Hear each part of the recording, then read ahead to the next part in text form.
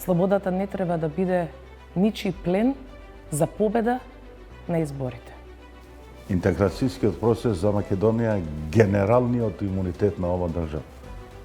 Ако не постои интеграцијскиот процес, ние сме на милиметар од растурање на ова држава. Зошто оваа владеачка гарнитура, мислам председна на СДСМ, не успеа да ги валоризира овие за вас успешни политики? Бевме прескромни или малку се фале. Затоа ни замеруваат буквално сите. Меѓу повеќето забелешки и ова. Затоа што бевме навикнати на едно време друго, кога имавме постојани паради. Што е она што сега одеднаш ве обедини? Главниот столб на успешноста на Пржинскиот договор е господинот Ахмети и јас. Мене многу ми сметаше последното политичко позиционирање на македонската опозиција во врска со речникот, што почна да го оживаат речникот од 90-ти години, Дуи влегува во политика како бивша герила. Бивша герила кога влегува во политика, мисли дека оние се закон, оние се морал. Дуи 2024 и Дуи 2002 имат огромна разлика. Дали сме жртви или поданици на оваа нова мок на поединци? Се надевам дека не сме. Сакам да верувам дека не сме, тоа не е доволно, бидејќи не е доволно само да се верува, туку треба да имаме и представи за реалноста околу себе. Почна трката за иден шеф на македонската држава. Кој ќе биде новиот македонски претседател меѓу седумината кандидати? Во меѓувреме, за прв пат неделава се одржа и ТВ дуел. Ковачевски на Конвенцијата за представување и нов реизбор за иден шеф на државата, најавува нова голема победа на престојните избори на СДСМ. Мицковски пак уверен дека по 8 мај идната влада ќе формира ВМРО ДПМН, а новиот шеф на државата ќе биде професорката Гордана Сијановска-Давкова. Во ово издание на Тренинг соговорничка е заменик председателката на СДСМ Сања Лукаревска. Лукаревска, на стартот, колку се веродостојни анкетите кои се прават во изминатиот период или зависно кој е нарачател, такви се и анкетните резултати? Ако зборуваме за анкети, рейтинзи, бројки и така натаму, мислам дека главната анкета ќе имаме и на 24 април едната, а другата анкета ќе чекаме и на 8 мај. Така да, како што сум била сведок во изминатите избори, како член на СДСМ и така натаму, многу пати анкетите не соодестувале со конечниот резултат кој што сме го имале на изборите. Во една ваша колумна за Фокус ќе напишете кај ДПМН е ништо ново и на овие избори поставуваат и настапуваат со ист состав, без извинување, без покаяние, без прочистување. Ние, говорите СДСМ, ја донесовме слободата. Но дали го чувствувате незадоволството меѓу граѓаните? Дали може би ги прокоцкавте шансите во делот на битката против корупцијата, криминалот, состојбите во македонското правосудство и во делот за она што најмногу се залагате, дека ќе допринесете за владење, за добро владење во државата? Горда сум што ја вративме слободата. И тоа не смее да се заборави. Слободата не треба да биде ничи плен за победа на изборите. И нити сега, нити претходно. Слободата е мајка на сите човекови права. И затоа не треба да заборавиме како ни перцепираат тогаш слободата одредени политички структури и како после 2016, односно 2017 па натаму, граѓаните можеа слободно да живеат, да критикуваат, да зборуваат. Слободата ја вративме, меѓутоа не смее да го заборавиме ни времето на црни понеделници, крвави четвртоци, заокружувања со црвени кругови на сликите, неможноста да се критикува, а при тоа утредента да не има одредена санкција, Бевме сведоци на прислушувањето, бевме сведоци на најразлични закани и така натаму. И затоа и така стои во мојата колумна.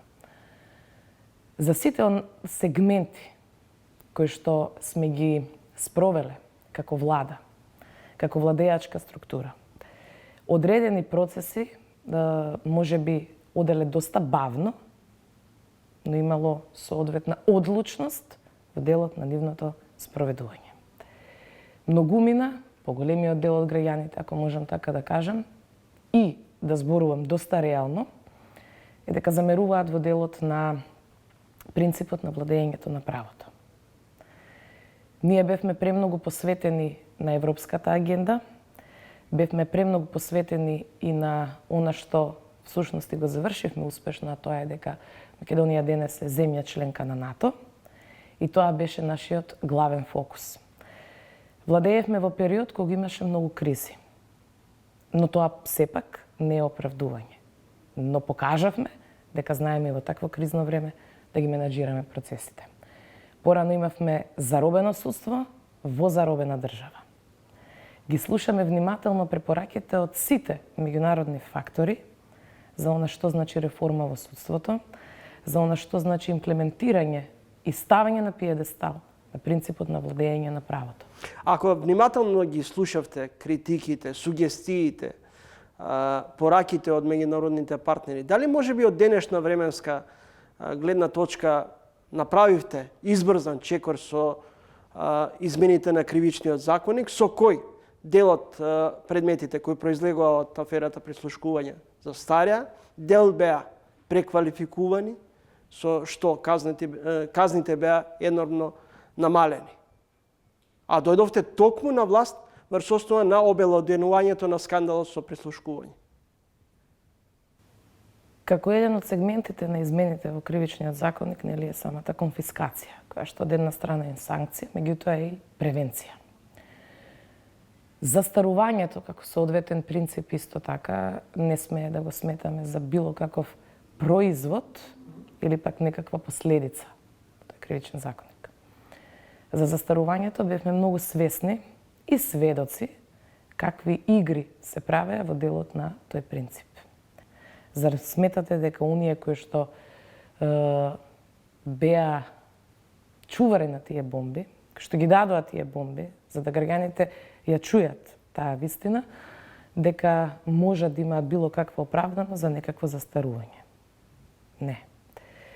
Одредени сегменти кои што денес ги слушаме и за несразмерно зголемен имот на одредени функционери, на одредени политички чинители, на одредени фактори во државата, тоа соодействува секако и за првото ваше прашање, повторно ќе се навратам, во делот на владењето на правото.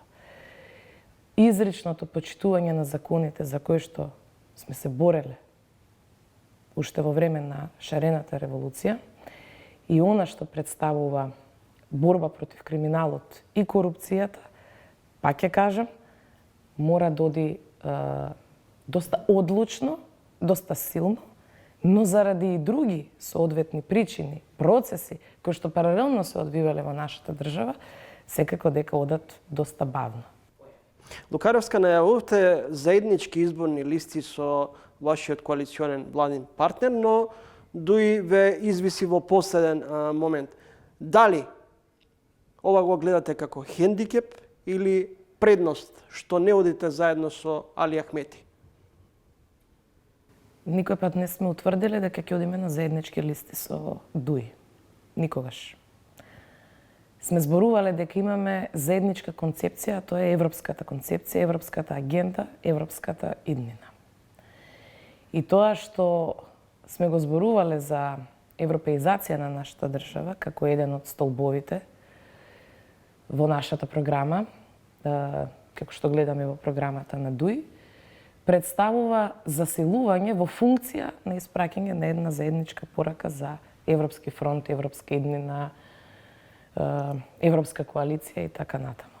Не го чувствувам буквално како хендикеп тоа што не сме заедно со ДУИ. Ние сме посебни политички субјекти, зашто за одредени прашања сме имале заеднички ставови, заеднички размислувања, за одредени прашања имаме диаметрално спротивни размислувања.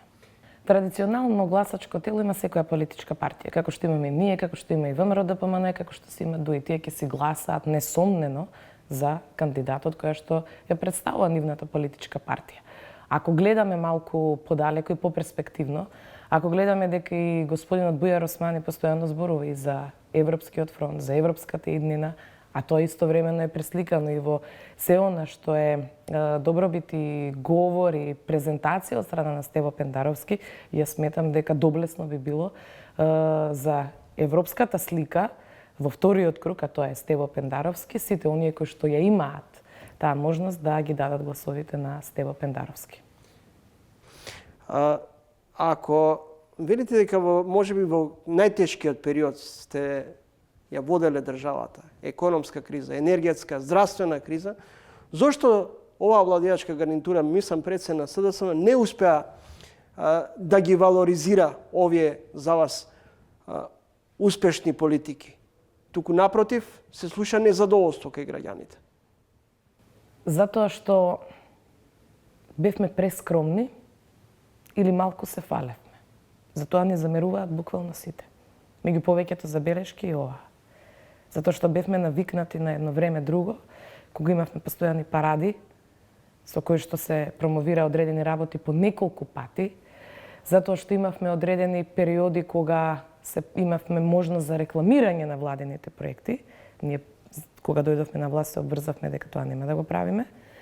Затоа што одговорно постапивме во сите области каде што требаше да сработиме, макотрпно, да работиме за доброто на граѓаните, да работиме да државата да оди напред, да превенираме одредени состојби кои што ги наследивме, кои што беа нагризени, ако можам така да се изразам, од некои претходни структури, за да направиме нешто кое што значи добро владење на владата како обврска и одговорност. Ние имаме многу направено, имаме менаџирано, како што рековте и вие, и корона криза, и енергетска криза, самите последици кои што ги имавме од воената криза и така натаму, никој тоа не го очекуваше дека ќе го имаме како одредена состојба, ако можам така да кажам, и тоа секако дека не треба да ни биде оправдување. Но ако ги споредиме оние резултати кои што ги имаме направено, ако ги споредиме претходните две програми на СДСМ, што е ветено, што е реализирано, имаме реализација на сето тоа, плюс нешто кое што воопшто не сме ни имале во предвид да го реализираме, а сме го спровеле. Затоа се сведоци и граѓаните, и компаниите, и меѓународниот фактор, и сите други институции. Пак ќе напоменам, никој не може да каже дека не сработивме. Меѓутоа, можевме секој пати повеќе, можевме секој пати подобро и врз основа на тоа, затоа ја бараме и шансата да го продолжиме тој континуитет на развиени економски политики, на развој во повеќе сегменти и неприкосновена борба против криминалот и корупцијата. 7 години не ви беа доволни за битката против корупцијата и криминалот? 7 години се работеше макотрпно во повеќе сегменти и во повеќе процеси. 7 години бевме истовремено и блокирани за клучни работи кои што требаше да го видат светлото на денот за да продолжиме во одредени процеси. 7 години можеби се доволни во одреден сегмент да направиме одреден напредок, затоа што по повеќе статистики ако се види и во делот на транспарентноста, и во делот на медиумските слободи, и во делот на она што значи ублажување на казнената политика која што претходно беше репресивна, сега ние се боревме да биде превентивна. Се боревме и против селективна правда, се боревме и против тоа да партиското тело, партискиот орган не биде судски совет. Се боревме и против тоа политичарите, поединците да не бидат судии. Се боревме против се она кое што беше вистината за Македонија. Односно, ги слушавме оние телефонски разговори, како се прават соодветни нарачки. Не може се да направиме дека е црно. Имаше навистина и многу процеси, имаше многу координирани активности меѓу сите институции кои што ја имаа пред се онаа нишка на борба против корупција, за да се борат против неа заеднички. Тука ќе го споменам и инспекторатите, ќе ги споменам и судиите, ќе ги споменам и обвинителите, затоа ние сега имаме нови мерки, препораките кои што ни се давани постојано од меѓународните фактори, кои што треба да ги имплементираме во наредниот период, во новиот мандат. Се тоа ќе придонесе за да она кое што е сработено овие 7 години, да може да продолжи и понатаму и врз основа на тоа да има соодветни резултати. Ковачки, пратеник на ВМРО ДПМН, ќе каже Лукаревска е покровител на рекетот и криминалот. Да, го слушнав и јас тоа. Многу е лесно денеска да се дисквалификува и да се клевети. Јас, кога ја превземав одговорност и обврската да бидам носител во изборна единица 3, јас се обврзав дека ќе водам фер и позитивна кампања. Јас не верувам дека граѓаните сакаат да не гледаат како постојано се расправаме, се навредуваме, кажуваме невистини еден за друг. Граѓаните сакаат да слушнат што ќе понуди СДСМ во делот на повисокиот стандард на граѓаните, што ќе понуди СДСМ во делот на она што значи стандард на пензионерите, што ќе понуди СДСМ за младите, за унапредување на родовата еднаквост, истото сака да го слушне што ќе го понуди и ВМРО. Ние треба да ги соочиме, Лукаревска, дали тоа значи дека СДСМ ќе води кампања врз основа на програмска понуда, без разлика ако од политичките опоненти наидете на жустрина, на критики, омаловажувања, дискредитации? Секој човек пред се, еве и како политичар сте жив човек, имате соодветна своја емоција. Јас не би дозволила никој лесно да манипулира со било какви дисквалификации, а врз основа на тоа да не соодветно, да речам, ги демантирам истите. Многу е лесно за некого да кажете било што. Тоа граѓаните го слушаат и граѓаните го гледаат. И никој не сака политичари кои што по секоја цена, само за да покажат одредена супериорност и пред своите партиски другари, а пред се и пред граѓаните, да го омаловажуваат противникот. Тоа е најлошо сценарио. Слушнавме како многу пати клеветеше Ковачки и мои колешки и мои други партиски другари, кои што потоа го тужеа, истиот изгуби. Затоа е многу лесно дисквалификувањето да го направиме да биде тема на дневен ред. Не, јас би се борела со него и со сите носители на изборни единици во изборната единица 3, само со факти, со аргументи и со бројки во делот на она што ќе понудиме за да граѓаните утре гласаат за нас. Александар Новаковски, поранешен председател на ДИК, адвокат, со свој предвидување не очекува бескрупулозна изборна кампања и нова поделба меѓу граѓаните. Како вие гледате на овие негови проценки? Имајќи во предвид дека станува збор за двојни избори. Граѓаните мислам дека се премногу поделени. Затоа ние сме криви тука како политичари. Бидејќи целото општество можеме да кажеме дека е поларизирано на некој начин. Наша обврска е преку соодветна дебата, диалог и консензус да направиме граѓаните да не гледаат пред се како промотори, наместо да не гледаат како постојани критичари, критизери на се оно што нас не ни одговара. Ако има бескрупулозна кампања, за тоа мислам дека постои соодветен етички кодекс за кој што сите сме обврзани како учесници во таа политичка трка. Пак ја напоменам, на граѓаните веќе им е доволно да не гледаат како постојано се навредуваме и надмудруваме. Јас ќе се борам и се борам никогаш да не го напаѓам мојот политички противник неосновано и по секоја цена. Многу е лесно денеска да напишете статус и да омаловажите некого, да извадите одредено видео да омаловажите некого. Пак ќе кажам, само аргументирано, за да и самите граѓани всушност направат соодветна дистинкција. Зошто утре ќе биде нешто спорно ако се сретнеме и на терен, да не се поздравиме и да не си посакаме среќа еден на друг? Дали е тоа многу подобро, отколку тоа да се зборува паушално само и да се вадат соодветни лоши карактеристики за политичкиот противник? очигледно можеби живеам во некое друго време, не знам. Лукаревска, на крајот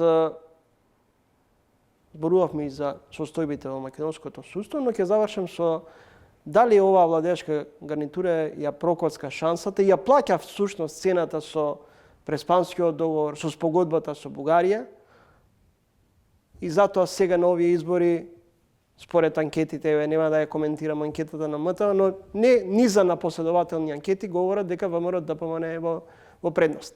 Дали договорот со Бугарија и Преспанската спогодба всушност ви го оддалечи патот кон нова победа на престојните избори? Не би се согласила со оваа констатација, затоа што се она кое што го спомнавте како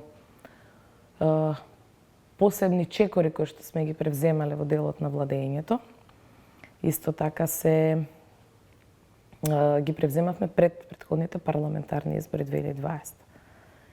Таму имавме одличен резултат и ја направивме, добивме уште еден мандат. Имавме соодветен и референдум, за кој што огромен број на граѓани дадоа поддршка за она што значи европски чекор, кој што сака да го превземе СДСМ. Ниедна шанса не имаме прокоцкано. Единствено можем да кажем дека работевме многу. Работевме многу во повеќето сегменти. Дали направивме доволно? Соодветно не. Преспанскиот договор се покажа како единствен признат меѓународен сегмент за кој што треба да се горде оваа влада. Преспанскиот договор реши децениски проблеми. Преспанскиот договор овозможи добрососедството на вистина да биде добро соседство во оваа држава.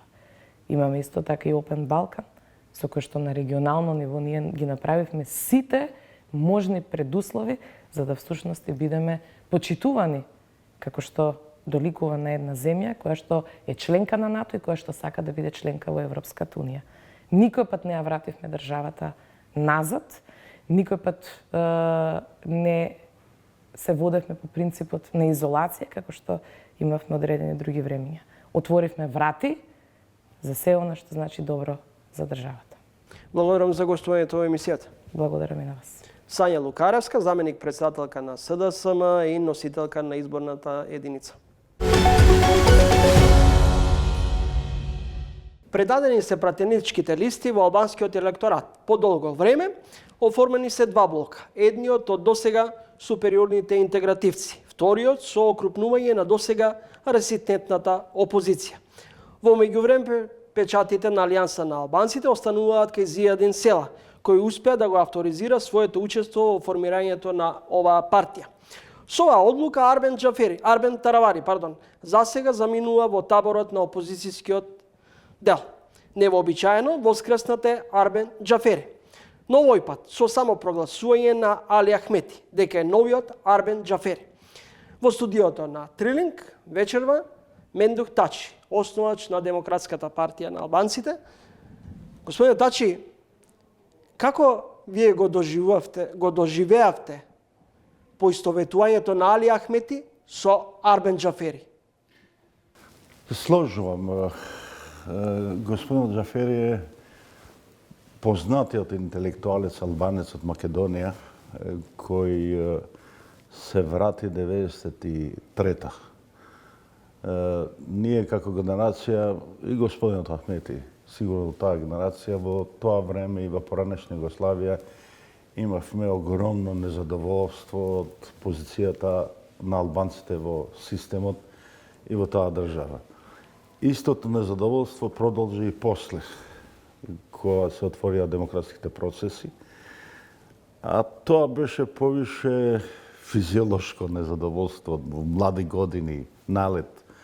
Доаѓањето на Арбен Џафери тука, тој контекст на биолошко незадоволство, првин го вметна во филозофски аспект на толкување на незадоволство и понатаму во правни барања на овие незадоволни луѓе, мислам на албанците. Иако многумина мислат дека господинот Ахмети го направи тоа као личен рейтинг или негови политички поени, тоа е направено во договор со мене. Не само за господинот Џафери, туку и за многу луѓе, албанци, кои цело време во Македонија и понешна Југославија сака со нивното политичко действување да ја подобрат позицијата на албанците и во понешна Југославија и Македонија. Он таа вечер ги спомна и првиот председател на ПДП, господинот Невзат Халили, па другиот председател, господинот Имери Мери и така натаму. Во тој смер така го разбира и го поддржувам тој начин на објаснување на поновната историја на албанците во Македонија. Како Мендух Тачи се најде под капата на Али Ахмети? Сега сте на иста страна со Али Ахмети и Зијадин Села. Истиот тој Зијадин Села кој ви сврте вам грб, па формираше своја партија. Што е она што сега одеднаш ве обедини? Има многу работи. Нормално во оваа емисија нема да должам многу, не сега ни за вас, ни за јавноста да бидам досаден.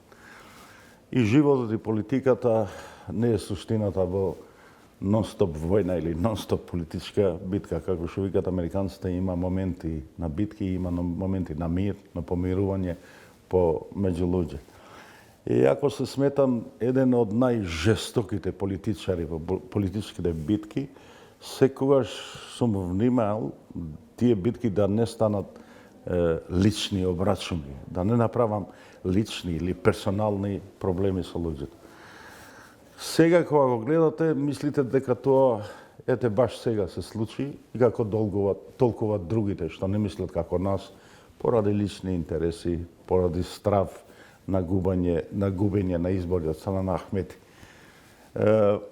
Ова соработка е од пред 20 и нешто години, само ќе ве наврачам на Пизренскиот договор кога се договоривме како партија. Тие во тоа време како герила продолжуваше со соработката за Охридскиот договор, кулминираше во Пржинскиот договор, каде мислам многумина од граѓаните не знаат дека главниот столб на успешноста на Пржинскиот договор е господинот Ахмети и јас. Во тие моменти беше многу тешко да ги донесеш да седнат СДСМ и ВМРО кои беа у многу конфликтна ситуација. Главната причина сега зашто одлучив да одам во овој смер на помирување и на договор е според мене опасноста на ситуацијата во која се наоѓаме. Ние више сме во смер на интеграцијскиот процес, тапкаме на место година и повише. Тоа конфликтот или агресијата на Русија кон Украина ја направи ситуацијата уште посериозна и уште поопасна, не само од смер на мешање на Русија во Балканот, туку и во друг смер, што малкумина луѓе зборат.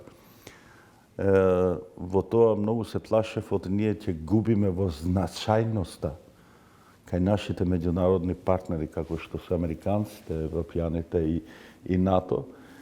И во тоа ситуација мислев дека ќе бидеме многу смешни играчи пред нашите луѓе, пред нашите граѓани, ако се тепаме за мали работи. Главната причина беше ова. Уште една причина има во тоа. Мене многу ми сметаше последното политичко позиционирање на македонската опозиција во врска со речникот што почна да го оживаат речникот од 90-ти години. Зборот ми е за ВМРО ДПМН и за другите опозициони партии, као што е Левица и другите.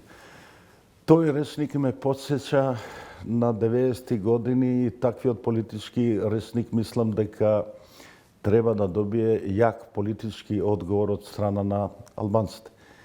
Иначе рейтинзите покажуваат дека тие се можните победници и нивната намера би била, ако се победници, да не разговарат, да не се договарат со победникот кај албанскиот политички кампус. Мислам дека тоа е една опасна ситуација, кога вие имате во влада, во раководството на државата имате нелегитимни луѓе. Господине Тачи, во суперлативи зборувате за Али Ахмети, но вие во една прилика велите Али Ахмети е предавник и изнајмен убиец, додека Дуи е конгломерат на сите антиалбански интереси. Коментар наврилив имате и во делот на досегашниот ваш сопартиец, сега лидер на Алијанса на албанците, Зијадин Села. Дали ова ваше обединување всушност значи дека политиката, а не националните интереси, преовладувале при носењето на ваква една одлука? Да, и тие ги сметам за политички дисквалификации. Ќе се обидам да одговорам на вашето многу точно прашање. Јас тоа сум го рекол. Мислам дека кога работите ги вадите од контекст, изгледат глупи. Апсолутно се сложува.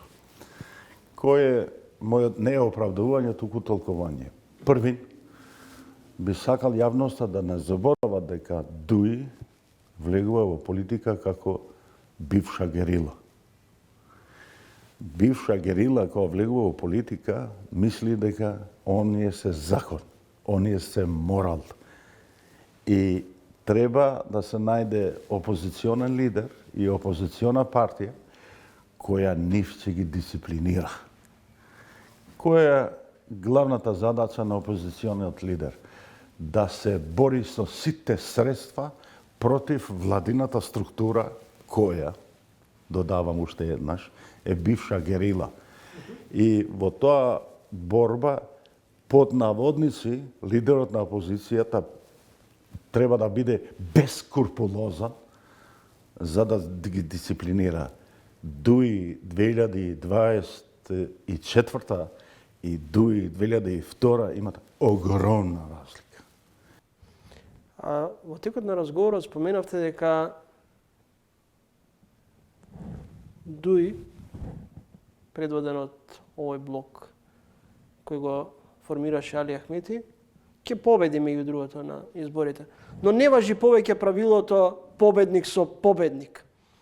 Ако е тоа така, дали тоа значи дека во вториот круг од претседателските избори гласовите кои ќе ги освои Бујар Османи ќе завршат на контото на, не знам, на контото на Гордан Сијановски или можеби на сметка на Стево Пендаровски?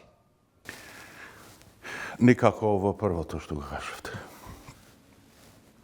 Гордан. Стево Пендаровски сите заедно ќе одлучиме, на главниот збор ќе го има господин Ахмети. И не можам ја сака сега точно да ви кажам. Но луѓето не можат, не треба да заборават дека ние сме сите дел од сегашната коалиција, од сегашната влада и од владата последните 7 години, кој немаше толку многу резултати на ово интеграцијскиот процес, успеавме државата да ја однесеме во НАТО, што е голема заслуга. Епа сега, мислам дека ќе биде интересантно. Ако ВМРО ДПМН не ја променат оваа реторика према албанците. Видите, има еден трик тука. Многу очигледен трик. Се збори за Дуи, као Дуи се вакви такви, а ние сите знаеме дека тоа се збори за албанците. Зашто ова го кажам? Затоа што ако Дуи била коруптирана партија, што да ви кажам за нивните другари или сопартици кои помина низ тоа што помина. И мислам дека на 24 навечер ВМРО и господинот Мицковски ќе се потрудат да го променат речникот и пристапот кон албанците и пристапот кон интеграцијскиот процес а мислам дека тоа може да биде касно. Албанскиот електорат повторно, Ахмети ги, кај албанскиот електорат повторно, лидерот на ДОИ ги популаризира големите теми и геостратегии. Дали е тоа последниот обид на интегративците да ја дефокусираат јавноста од крупните домашни проблеми и она што можеби боде најмногу се заговара како проблем во државата, тоа е корупцијата, криминалот,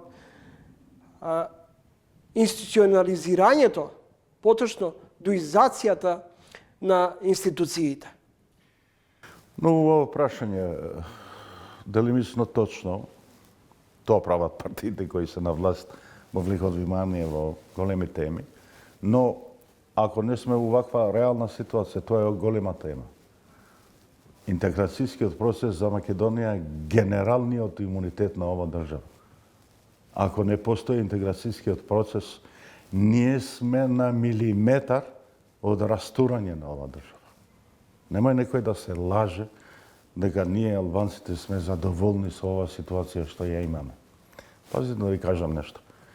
Ја нема никогаш да станам дуих и никогаш нема да мислам како господинот Ахмети. Иако сме ние во коалиција. Ќе ви кажам детал. Господинот Ахмети и Дуи цело време викат дека албанскиот јазик е службен. Не е точно. Добро, господине Тачи, зошто тогаш во последниот период се акцентира и доминира темата околу етнизација? Председател албанец, премиер албанец. Затоа што ние сме станати на место со интеграцијскиот процес. Тоа е големата идеја и големата надеж за сите нас. Иначе да се направат такви компромиси од страна на албанците, нас да не ни се овозможува ние да го култивираме нашиот идентитет, кој е јазикот. Никој тоа не би го трпал. Да се осврнеме малку на корупцијата и на криминалот. Тоа има. Колку успеа државата да се бори со тоа е голем прашалник, но никад не би се сложил дека Дуи би биле главните што се во тоа корупција.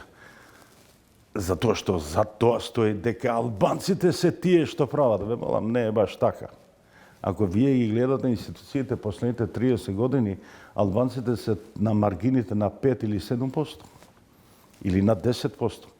Тоа е генерален проблем на сите што се тука. Ја мислам дека албанците разбреа оти со формулацијата, пазите, истиот речник го има условно речено албанската опозиција. Па се молам. Па тој изет меѓути, не ли некој 12-13 години познат по тоа урбана мафија од Шај што направи хаос од тој дел на град, на главниот град. Нели господинот Таравари, градоначалник кој успеа €1.000.000 куќа да купи у Скопје, што ние другите не успеавме. Нели господинот Билјал Касами успеа на тетовчаните да им донесе сметка последниот месец 3 пати поголема цифра на сметка. Мислам дека речникот што го употребува ВМРО ДПМН, истиот речник го употребува од албанската опозиција, кој ама баш ништо нема врска со политиката и што се случува моментално. Тој речник што се употребува е антиалбански речник. Не можам толку равнодушно да ги гледам ситуациите, која гледам дека кој Милошевиќ никогаш не кажал албанците. И Милошевиќ исто кажал. Ругова, Хашим Тачи, Харадинај, групацијата, терористите, не се сите албанци, има добри албанци. Нема више така. Има албанци што добиват легитимитет и вие ќе си морате со нив да се договорите. А не да произведувате албанци кои беа први на листа на СДСМ последните избори, во изборна единица 6, и да викат дека овие се представници. Која е логиката, ви се мола? Да оставиме етникум, албанци, која е логиката на ВМРО ДПМН, кој помина 8 години опозиција, знам, свесен сум, ги гледам, тешка опозиција, и да кокетират со човек што беше носител на листа на СДСМ. Кој, каков морал е тоа? Значи, лажги од двите страни. Наискрено ви кажам. Господине Тачи, Се уште сте на американската црна листа? Каквата црна листа? Зошто јас сум на црна листа? Ве прашав дали сте се уште на црната американска листа. Па не знам, дали вие знаете дека сум? Зашто сум ја на црна листа, знаете? Дали вие знаете? Не, вие кога ме прашувате, треба да знаете зашто сум.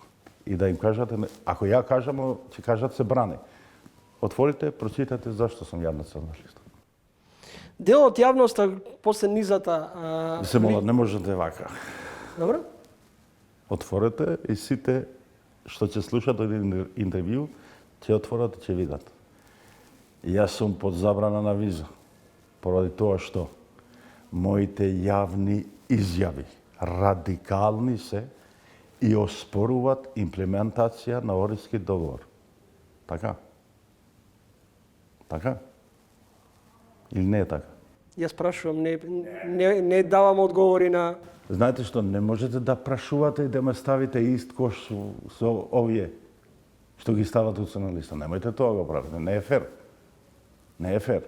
Отворете вие, Мендо Тачи, ќе читате ова. Не е фер такви финти да ви правите. Вие сте исто како овие. Не. Прочитате во емисија што пишува тука. Поради јавни радикални изјави. Ништо друго. И тоа е сосема нешто друго. Со храброста на Заев се затвори спорот со Грција околу името, се отвори патот кон НАТО, но Заев го нагрби товарот со квалификацијата за национален предавник. Сега се релативизира членството во Алијансата. Преговорите со Европската Унија никако официјално да ги отвориме поглавијата поради спорот со Бугарија. Дали, освен уставните промени и решавањето на проблемот со Бугарија, односно надминувањето на разликите со Бугарија, ќе бидат главниот приоритет во барањето и услов за коалицирање при формирањето на идната влада. Што доколку, например, вие, говорам, вашиот блок, предводен од Али Ахмети, освои повеќе пратенички мандати, а хипотетички ВМРО ДПМН победи и одлучи во коалиција да го земе опозицијскиот албански блок предводен од Меджити, Касами, Таравари. Тоа што го реков за Заев, го рековте Заев, нема ништо. Сите ние имаме заслуги за тоа што кажат, но он и ги има главните заслуги. И мислам дека тоа нема да се заборави. Во политички контекст, во дневна политика се заборават тие работи, но од членството на Македонија во НАТО, историски никогаш нема да се заборави. Никогаш нема да се заборави дека господин Заев бил премиерот и господин Заев го држал најголемиот товар на тоа што се случи.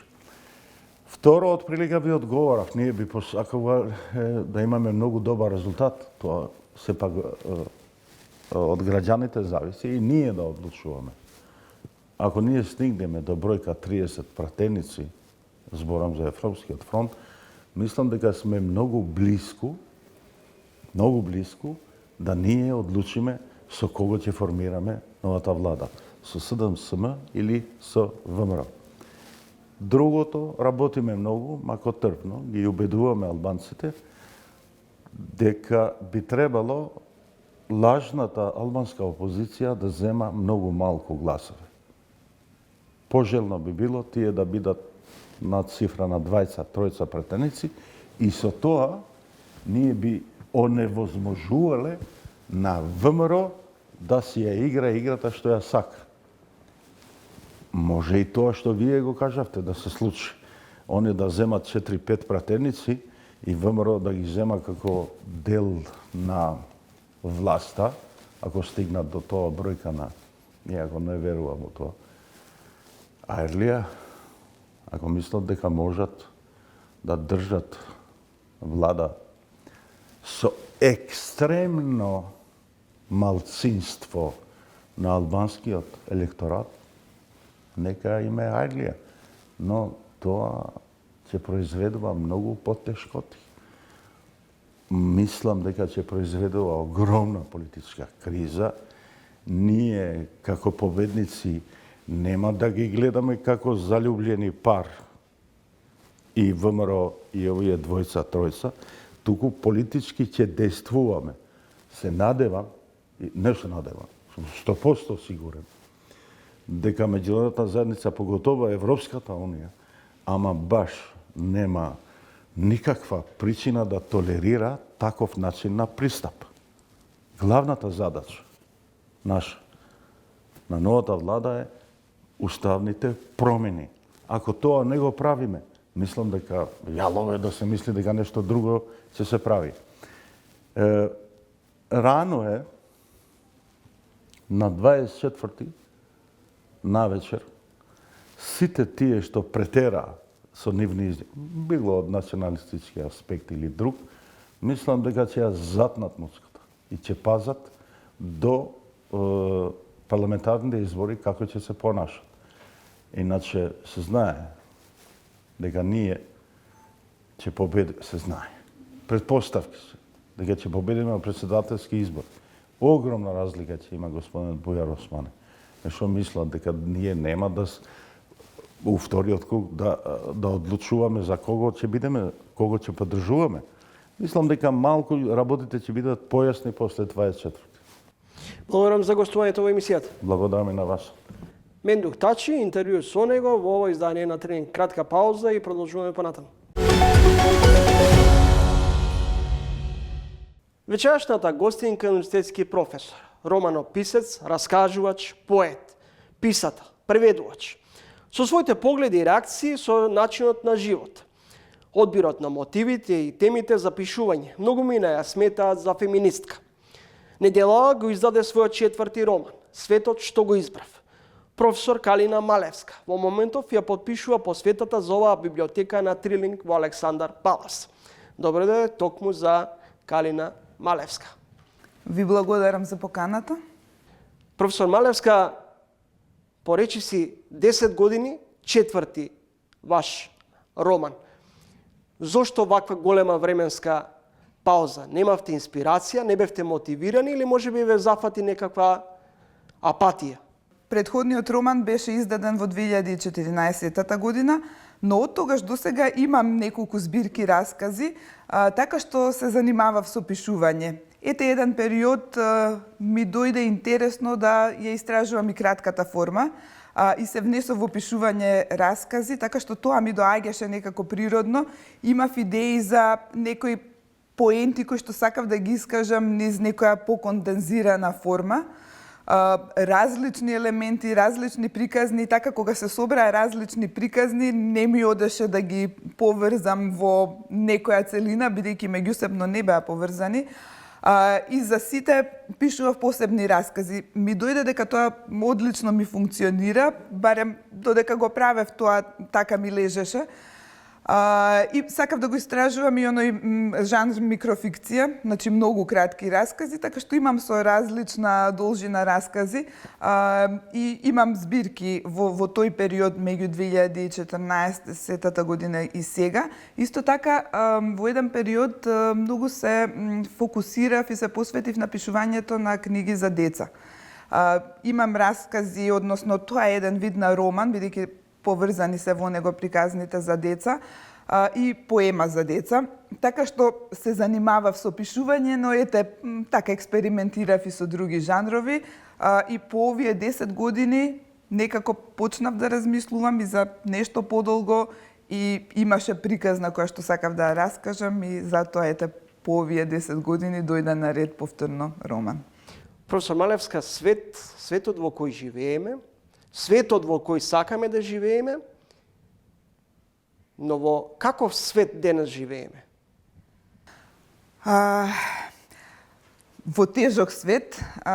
Многу е тешко да се дефинира во каков свет живееме, бидејќи си почнуваме, сите си тргнуваме од нашата перспектива.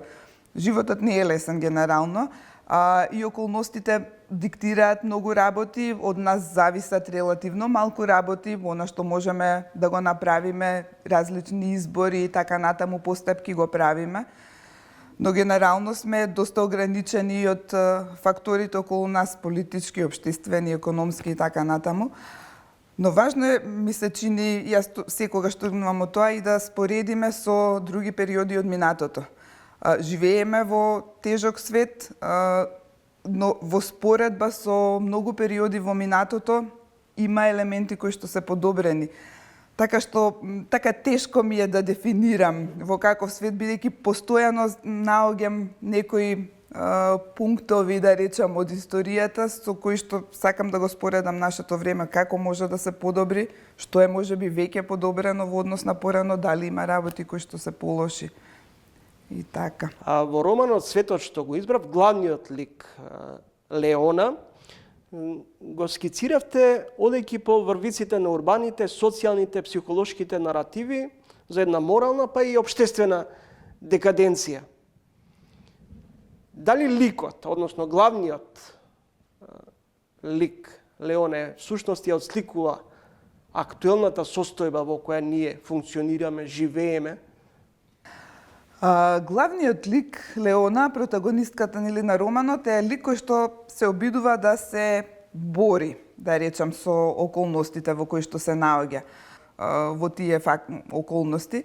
Туку сакав да има лик кој што да е во тешка состојба, Леона е лик кој што не е ни многу активен, особено на почетокот, но со некоја градење на некоја свест за себе, почнува да станува и по-проактивно. Леона по 2 децении одлучува да се разведе и да се оцели и да живее во субстандардни услови.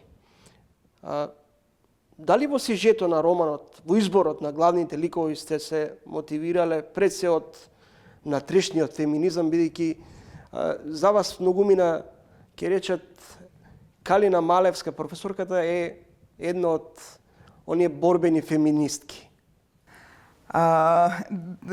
Не сум ја знаела таа перцепција, драго ми е.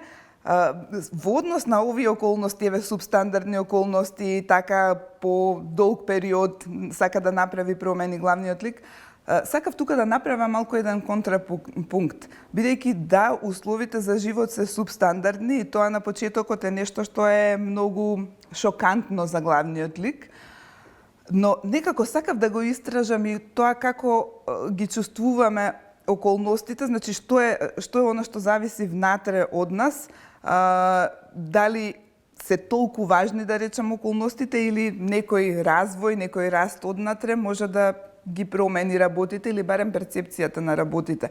И затоа тој, да речем, сутерен во кој што се вселува, на крајот на романот се обидов тоа суптилно да го направам низ романот, да не биде премногу забележително, но има така некои лајт мотиви што се повторуваат.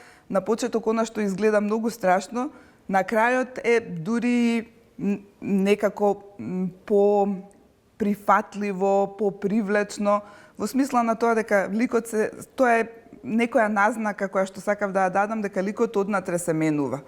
На промоцијата говоревте за моќта како идеолошка и социјална матрица. Дали сме жртви или поданици на оваа нова моќ на поединци? Се надевам дека не сме. Сакам да верувам дека не сме. Тоа не е доволно, бидејќи не е доволно само да се верува, туку треба да имаме и представи за реалноста околу себе. Цврсто сум уверена и се обидов дури во романот некако да таа идеја да се провлекува низ романот, повторно не премногу експлицитно, за да може да се протолкува можеби на различни начини, но се провлекува една идеја за тоа дека не мора да бидеме жртви. Рековте дека посакувате да го отсликате и да го преземете оптимизмот, што кај многумина одамна го нема. Дали сме траурни песимисти, бидејќи велите дека сте противник на дефетизам, но многу често и меѓу обичните граѓани се гледа своевидна апатичност, Така е. разочараност. Да, го забележувам тоа и апатијата, и песимизмот, и разочараноста, и тоа е многу разбирливо во условите во кои живееме. Многу често луѓето се чувствуваат немокни во однос на тоа како функционира државата. не мора да е само нашата држава, но еве бидејќи тука живееме, може да стане збор и за нашата држава. Многу работи не можеме да ги смениме, сметаме дека се можеби неправедни.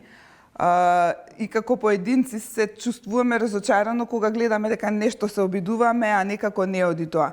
Но повторно ќе кажам, јас лично сум оптимист, затоа го спомнав дека сум против дефетизмот, бидејќи навистина верувам дека човек ако се предаде на апатијата и на разочараноста, дури тогаш не може ништо да направи.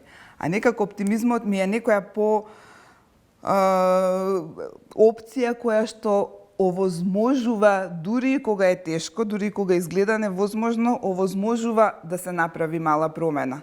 Мала промена на краток период е невидлива. И мислам дека е тоа главната причина зашто многу луѓе се апатични и песимисти. Но во подолг период тие промени се забележуваат, ние можеби нема да ги доживееме. Ама тоа не значи дека не треба да ги почнеме. И затоа на почетокот од разговорот ја споменав на историска перспектива. Ако погледнеме, еве бидејќи го спомнавте феминизмот, состојбата на жените во 19-тиот век и состојбата на жените денес е многу различна. И сега тоа се случувало, требало 100 години да поминат. Така и повеќе од 100 години за да се забележи промена. Добро, некои промени се и побрзо забележливи, но за некои треба повеќе време и ние немаме чувство дека се менуваат и мислам дека е тоа причината за апатијата, но работите се менуваат и треба да веруваме во тоа и со секоја постапка што правиме се менува светот. Калина Малевска, професорка на УКИМ, писателка, преведувачка, истражувач. Доктор Малевска, најчесто велат крушата под круша паѓа. Професорот Денко Малевски, екс-министер за надворешни работи, професорката Мирјана Малевска, која всушност го негуваше меѓународното писание Балкан. Што наследивте од Владо Малевски, авторот на текстот на химната "Денес над Македонија се раѓа"? Не знам, се надевам дека желбата за пишување. Веројатно, јас кога бев помлада, воопшто не се интересирав за политички околности и она со што се занимава моите родители, во однос на професионален интерес ми беше туѓо. Се занимавав со книжевност во смисла на тоа дека уште од средно училиште почнав да пишувам, многу сакав да читам, но баш строго литература, книжевност. Потоа некако во текот на факултетските години и подоцна се заинтересирав многу повеќе за општествените и политичките случувања околу себе и така почнав да ги комбинирам тие работи, книжевноста со општествено-политичките случувања. Тоа ме доведе и во мојот професионален живот се повеќе да ги спојувам, да ги гледам врските меѓу нив. Се заинтересирав многу за, конкретно да речеме, за жанровите утопии, дистопии, кои што се баш таква крстосница каде што книжевноста и политиката и идеологијата доаѓаат во контакт, така што некоја комбинација веројатно има од сите тие работи постепено.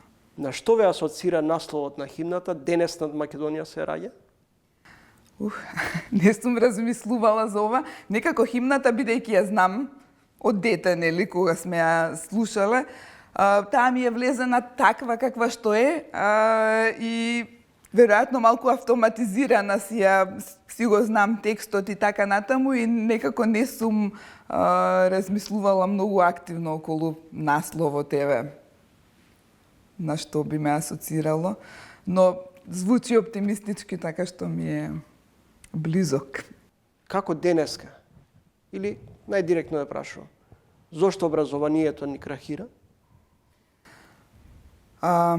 Мора многу работи да се менуваат во образованието. Јас токму поради мојата желба за да речеме да подобрам нешто, гледајќи што се случува во областа на образованието, имам пишувано повеќе текстови во однос на лектирите. Таа онаа поврзаност меѓу книжевноста и образованието. Бидејќи една голема тема беше дали треба да се менуваат. Да, треба да се менуваат лектирите, но не е тоа само суштината. Мислам дека многу повеќе треба да се менува пристапот во однос на обработка на книги. Да речеме, конкретно за лектирите, не е само да се даде прочитајте и напишете раскажете лектирата. Значи, според мене е многу поважно да се извади еден макар и краток дел, да се прочита и да се разговара за сите аспекти што ги има во тој дел. И мислам дека и со дискусија, повеќе отколку со прераскажување за дома, значи дискусија на час, дека може многу повеќе да го поттикне интересот. Еве конкретно во однос на лектирите.